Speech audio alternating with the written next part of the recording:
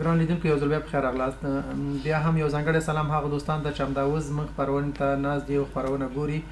ګران لیدونکو زموږ خپرونه چې کومه ده هغه د ایډز په اړه ده او د ایډز یا ایچ آی وي ناروغي په افغانستان کې تر کومه حده پورې ده او څنګه کولی شو چې دغه ناروغۍ څخه ځان وژغورو. بیا هم موږ سره په سټوډیو کې ډاکټر احدیا انیس مېلمه ده. ډاکټر صاحب تاسو د وقفې څخه تر مخه د دویمې طریقې د انتقال په اړه یادونه کوله کوم نو مهرباني وکړئ ډاکټر صاحب. تشکر. در طریق دوم انتقالش هم قسمی که پیشتر گفتم طریق روابط جنسی نامسون و نامشروع است که طریق روابط جنسی گفتیم چرا نامسون میگیم؟ به خاطر که امکان داره یکی از جوانب یا پدر یا مادر یا مثلا یا شوهر یا همسرش به HIV مصاب باشه و او را از طریق ازی به شوهرش انتقال بکنه یا از شوهرش به خانمش انتقال بکنه. از این خاطر ما این نامسون میگیم. امکان داره از طریق انتقال بکنه که هم میتونه در چند طریق باشه. ارتباطات جنسی نامسون نامشروع میتونه از طریق چی؟ از طریق دهن باشه، چی از طریق جنسی باشه، میتونه که از یک شخص به شخص دیگه انتقال بکنه. و طریقه سوم انتقالش طریقه انتقال از مادر به طفل است. از مادر به طفل هم به صورت واضح اگر گفته باشم در 3 زمان میتونه که ویروس HIV از مادر به طفل انتقال بکنه.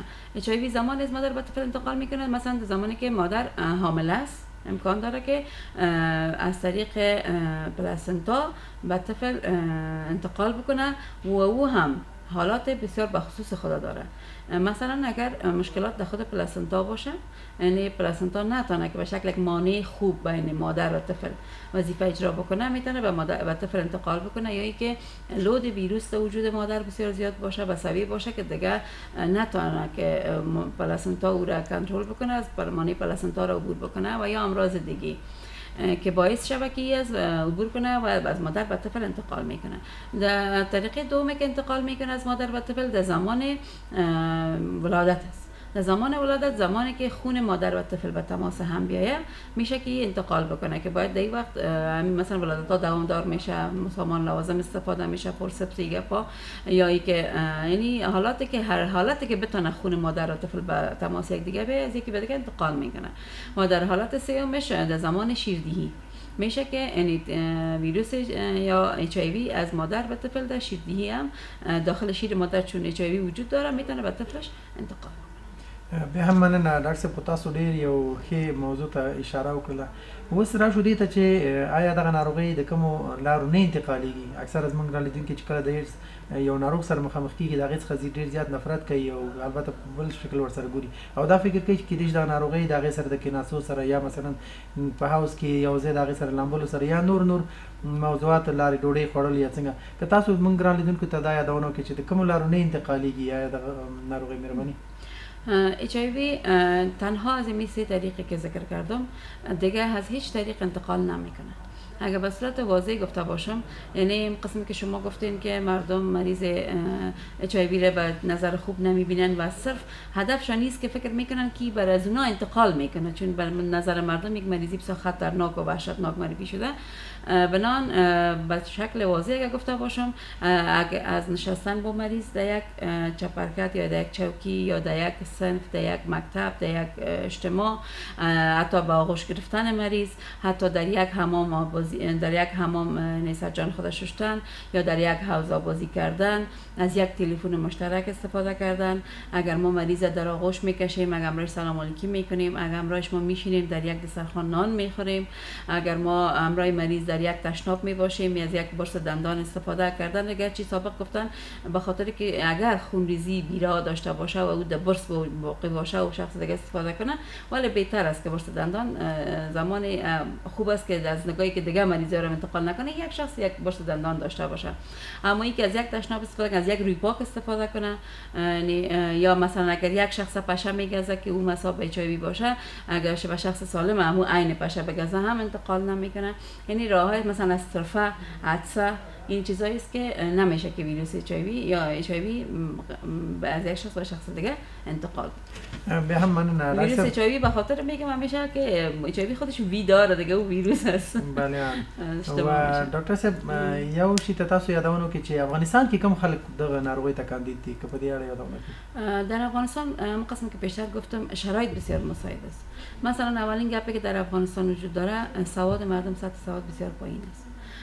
در پلیسی که همو سواد هم وجود داره، اما سوادی که در مورد صحت باشه، در مورد مسائل مربوط به صحت باشه باز پایین است.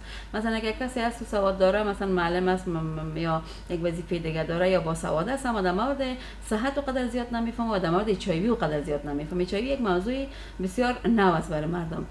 دیگه که فقر است، بدبختی است، مردم بیکاری زیاد است، مهاجرت ها زیاد است، خرید فروش مواد مخدر بسیار زیاد است در افغانستان و شرایط جنگ است، مردم بسیار مظلوم است، بنان بخصوص زنا بسیار خشونت ها زیاد است. یعنی این زیادتر در افغانستان در 4 طبقه زیادتر دیده میشه. طبقه اولی که زیادتر معرض به خطر است در افغانستان همی کسایی است که مواد مخدر زرقی را استفاده میکنن، یعنی از طریق زرقی مواد مخدر میگیرن. فیصدی زیاد اچ آی وی در افغانستان در بین معتادین مواد مخدر زرقی است. به درجه دوم، چون اینا پیشتر گفتم که از یک سرنج مشترک استفاده میکنن. به درجه دوم در نزد خانمایی که به تن فروشی دست میزنن یا خانمایی که کارهای میکنن که به کارهای دست میزنن که در مقابلش پول میگیرن، خانمای تن فروش هستن. به درجه سوم در بین بچه‌ها، خصوصا بچه‌ها مشخص نمیخوایم بگویم، در بین مردایی که مرد با مرد رابطه جنسی داره. این در افغانستان بسیار سابق موجود است. از این خاطر درجه سوم که زیادتر میشه که گروه معرض به خطر اچ آی وی باشه، همین مردمای ام اس ما میگیم، یعنی مردهایی که با مردها رابطه جنسی دارن. درجه چهارم که زیاد معرض به خطر است از نگاه مساویت به اچ آی وی، زندان است.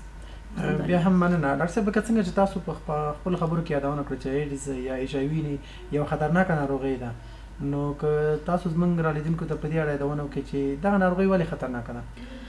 ما اگرچه که حالا نمیخوایم بگوییم که اچ آی وی خطرناک است، ولی خطرناک به خاطر است که یعنی یک شخصی که مصاب به اچ آی وی میشه، به درجه اول مردم او را بد میبینن، از انظار مردم میفتن. به درجه دوم این امکاناتش که در سطح افغانستان است، یعنی امکانات محدود است. اچ آی وی مریضی خطرناک نیست، اچ آی وی قابل تداوی است، ما میتونیم اچ آی وی را تداوی بکنیم، ولی ما علاج کردن نمیتونیم.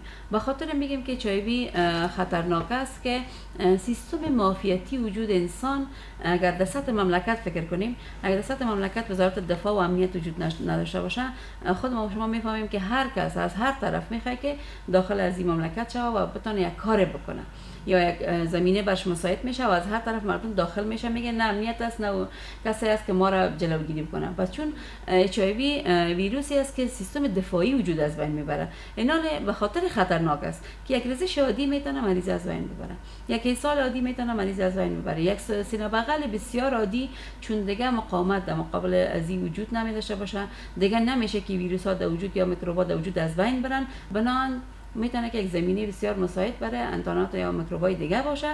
از این خاطر خطرناک است که یعنی وقتی که دفاع شده نمیتونه، سیستم دفاعی وجود ضعیف است، بنان میتونه که هر مریضی سبب مرگ انسان شود. بیا هم مننه ډاکټر صاحب، دا خو شو د انسانانو په اړه د اچ آی وی ناروغي. که تاسو زموږ رالیدونکو ته یادونه کوي چې آیا دغه ناروغي په نورو حیواناتو کې امکان لري که نه لري؟ تشکر، سوال خوب کردین. گرچه که من در شروع گفتم که اچ آی وی یعنی هیومن ایمیون دفیشنسی ویروس است، یعنی ویروسی است که حجرات انسانی را مورد حمله قرار میده. یعنی میزبانی از این CD4 سل کاونت است نظر به چی ما و شما به حساب تبابت، و این CD4 همون جای زمینه یا فابریکه تولید کننده ویروس است. وقتی که ویروس داخل از این میشه، بازی وظیفه‌اش دیگه به این تبدیل میشه که همین ویروس تولید میکنه، بنانی مختص به حجرات که در وجود انسان است و نمیتونه که در وجود حیوانات زندگی بکنه یا میزبان درست داشته باشه. بنان اچ آی وی تنها ویروس تنقیزنده معافیت وجود انسان ها است. بیا هم مننه. نو ګران لیدونکو، څرنګه چې زموږ دغه بحث ډیر زیات اوږد دی او دغه خپرونه چې کومه ده، دغه موضوع چې کومه ده، زموږ دوه برخې لري. نو ګران لیدونکو، تاسو که چیرې غواړئ د دغه ناروغۍ په اړه لا زیات معلومات لاسته راوړئ، نو انشاءالله په راتلونکي اونۍ کې به هم په دغه موضوع باندې خبرې اترې ولرو. نو بیا هم ډاکټر صاحب، ستاسو مننه چې زموږ خپرونه ته مو تشریف راوړو او زموږ ګران لیدونکو ته مو یو څه معلومات ورکړو. تشکر بسیار زیاد از شما هم که وقت دادین که در مورد از این مریضی که خدا نخواسته امکان داره دروازه هر کدام ما رو تک تک بکنه، یک معلومات داشته باشیم برای مردم ما تا بتونن خدا وقایع بکنن. بیا هم مننه. نو ګران لیدونکو دا زموږ د دې اونۍ د روغ رنځور خپرونه چې تاسو ته وړاندې کړه. بیا هم د خپلو ټولو تخنیکي همکارانو څخه په مننې تاسو په بخښونکي خدای سپارم. الله مو خوشحاله شئ دې ولرئ. دغه خپرونه تاسو ته شفاخانه کابل آسیا برای تامین صحت شما لخوا وړاندې کیږي.